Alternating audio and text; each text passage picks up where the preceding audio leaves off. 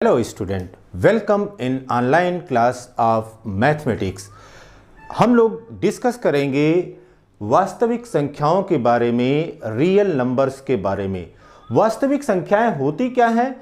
जितनी भी प्रकार की संख्याएं हम देख रहे हैं अपने दैनिक जीवन में, वह सभी संख्याएं क्या कहलाती हैं? वह सभी संख्याएं वास्तविक संख्याएं कहलाती हैं। और परिमेय संख्याओं तथा अपरिमेय संख्याओं, rational and irrational number, collection of rational and irrational number is known as real number.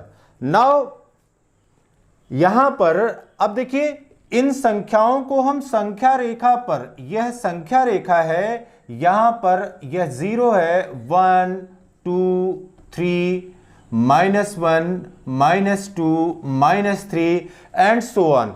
तो वास्तविक संख्याओं को संख्या रेखा पर भी बड़े आसानी से प्रदर्शित किया जा सकता है। ये ऐसी संख्याएं होती हैं जिनको हम संख्या रेखा पर प्रदर्शित कर सकते हैं। तो वास्तविक संख्याओं में है क्या? वास्तविक संख्याओं में यहां पर परिमेय संख्याएं हैं और अपरिमेय संख्याएं हैं। परिमेय संख्याओं में क्या सम्मिलित है? प्राकृतिक संख्या सम्मिलित है, जिसके अंतर्गत 1 2 3 4 एंड सो ऑन। इसी प्रकार से पूर्ण संख्याएं भी इसी में सम्मिलित हैं। इसमें 0 है, 1 है, 2 है, 3 है, 4 एंड सो ऑन। इसी प्रकार से पूर्णांक भी यहां पर सम्मिलित है परिमेय संख्याओं में, और पूर्णांक में यहां पर -n, 0 एंड +n। इसका मतलब है कि धनात्मक और ऋणात्मक प्राकृतिक संख्याएं तथा शून्य भी इसमें सम्मिलित है। इसी प्रकार से परिमेय संख्याओं के लिए बताया आपको कि ऐसी संख्याएं जिनको p/q के रूप में हम लिख सकते हैं और यहां पर q का मान शून्य नहीं होना चाहिए, ऐसी संख्याओं को हम परिमेय संख्याएं कहते हैं। तो ये परिमेय संख्याओं के अंतर्गत यह सब कुछ सम्मिलित है।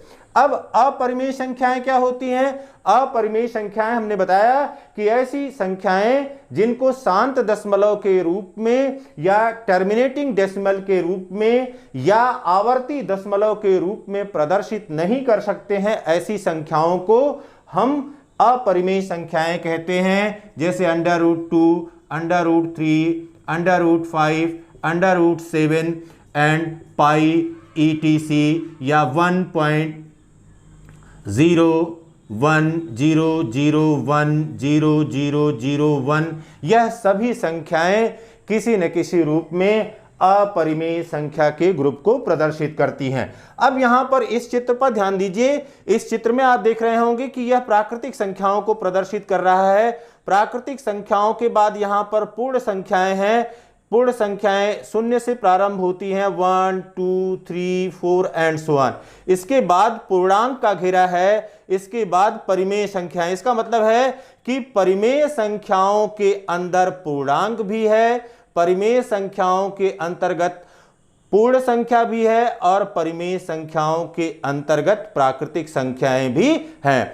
और सबसे बाहर यह वास्तविक संख्याओं का घेरा है। इसका मतलब है कि वास्तविक संख्याएं में परिमेय संख्याएं भी होंगी, पूर्णांक भी होगा, पूर्ण संख्या भी होगी, और साथ ही साथ प्राकृतिक संख्याएं भी होंगी। तो वास्तविक संख्याओं के साथ परिमेय और अपरिमेय दोनों मिलकर के रहता है, या दोनों सम्मिलित होते हैं। अब हम देखते हैं यहां पर आज के वीडियो में कि भाजकत्व क्या होता है या डिविजिबिलिटी क्या होती है। तो भाजकत्व को समझने के लिए देखिए, भाग देने की प्रक्रिया हम बहुत लंबे समय से करते आ रहे हैं। जब से हमने योग, अंतर, गुणा और भाग की प्रक्रिया सीखा है, तब से हम डिविजिबिलिटी की प्रक्रिया को जानते हैं। तो भाजकत्व या विभाजकता या डिविजिबिलिटी,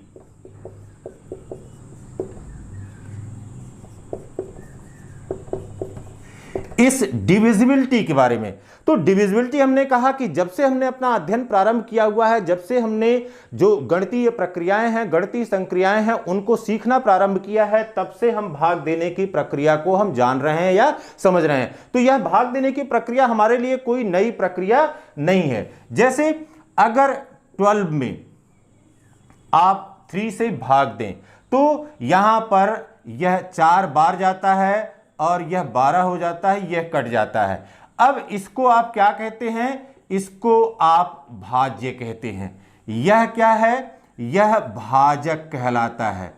और यह क्या कहलाता है? यह भजनफल या भागफल, भागफल कहलाता है। तो यह सामान्य सी भाग देने की प्रक्रिया है। इसी प्रकार से देखिए, यदि हम 36 में 3 से भाग दें तो 36 में 3 से भाग देने पर 3 एकम 3, यह फिर 6 आ गया, फिर 3 दूनी 6 और यहां पर यह हो गया 12।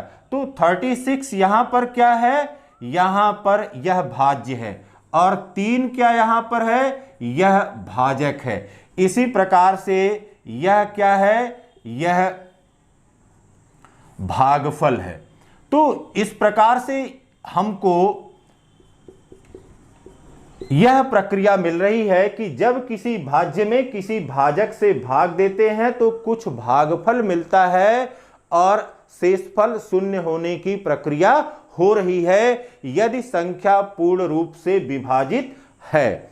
इसी प्रकार से अगर आप 49 में 7 से डिवाइड करें तो 7 7 जा 49, यहां पर 49 इज इक्वल टू हो गया 7 इंटू 7। इसी प्रकार से 36 इज इक्वल टू हो गया 3 इंटू 12।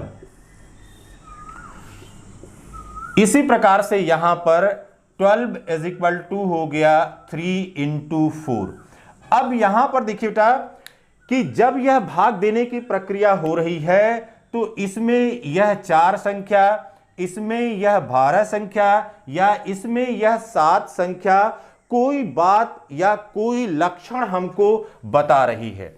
अब यह क्या लक्षण बता रही है? देखिए, इसका मतलब यह हुआ कि जो डिविजिबिलिटी रूल है या विभाज्यता का नियम है, वह विभाज्यता का नियम यह कहता है कि यदि कोई भाज्य b हो और कोई भाजक a हो तो वहां पर कोई संख्या c इस प्रकार से एग्जिस्ट करती है, अस्तित्व में होती है कि b is equal to a into c होता है। अब यहां पर यदि a कोई अशून्य पूर्णांक हो, यदि a कोई अशून्य पूर्णांक हो तथा इससे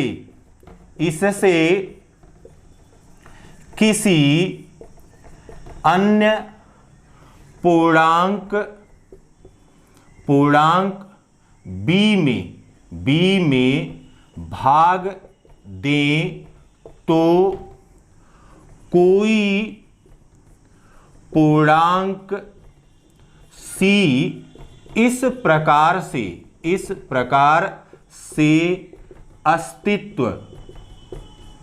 अस्तित्व में होता है कि b is equal to a into c. तो कोई पूर्णांक c अस्तित्व में होगा और यह जब अस्तित्व में होगा तभी यह डिवाइड होगा या डिविजिबल होगा।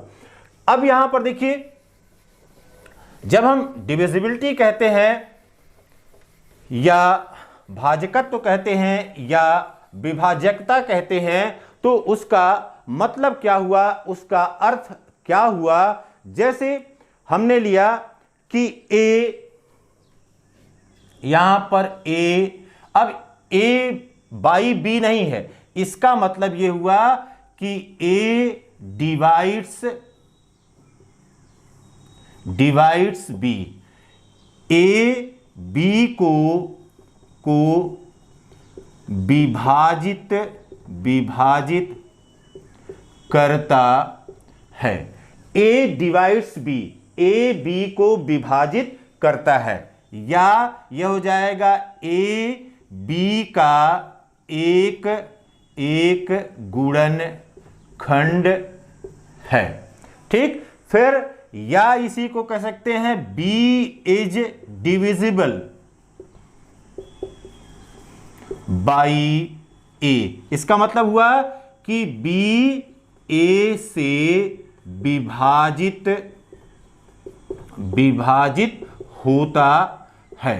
तो इस बात को हमको अच्छी प्रकार से समझ लेना है, अच्छी प्रकार से, इसलिए क्योंकि यूक्लिड की जो लेमा है और यूक्लिड का जो एल्गोरिथम है, उस एल्गोरिथम में इन सब बातों का अच्छी प्रकार से उपयोग किया जाएगा। वहां पर इस बात को समझाया जाएगा या इसका कहीं ना कहीं उपयोग किया जाएगा। यहां पर देखिए, जैसे 3 डिवाइड 12, अब this implies that 12 is equal to 3 into 4। इसका मतलब है कि यहां पर एक अंक 4 इस प्रकार से अस्तित्व में है कि यह दोनों का गुणा करने पर हमको 12 मिल जा रहा है, तब यह डिविजिबल होता है। इसी प्रकार से जैसे हमने लिखा था 7 divide 49, this implies that 49 is equal to 7 into 7। अब यहां पर यह c के बराबर है और यहां पर यह भी c के बराबर है। इसी प्रकार से 8 divide by -8, 8 divide 8 -8 is equal to 8 into -1। यहां पर यह -1 c के रूप में या ऐसे पूर्णांक के रूप में अस्तित्व में है कि आप कह सकते हैं कि जब तक इस c का अस्तित्व नहीं होगा तब तक कोई संख्या विभाजित नहीं होगी।